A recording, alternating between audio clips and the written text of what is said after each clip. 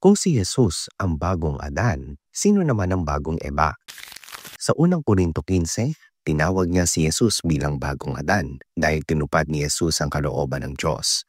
At nagtagumpay kung saan nabigo si Adan. Si Adan ang nagdala ng orihinal na kasalanan, pero si Jesus ang bagong Adan ang nag-ayos ng gulo at iniligtas tayo.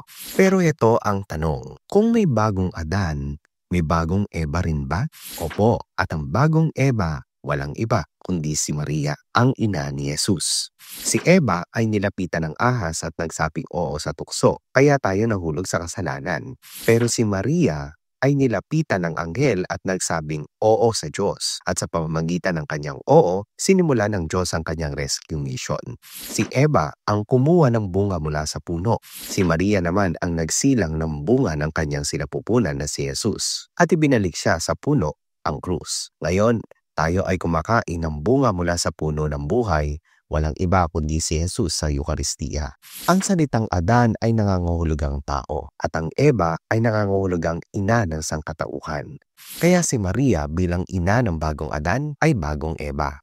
Kung paanong sa pamamagitan ng kasalanan ni Eva at Adan ay bumagsak ang tao, sa pamamagitan din naman ni Jesucristo at ang oo ng isang babae na si Maria, dumating ang kaligtasan.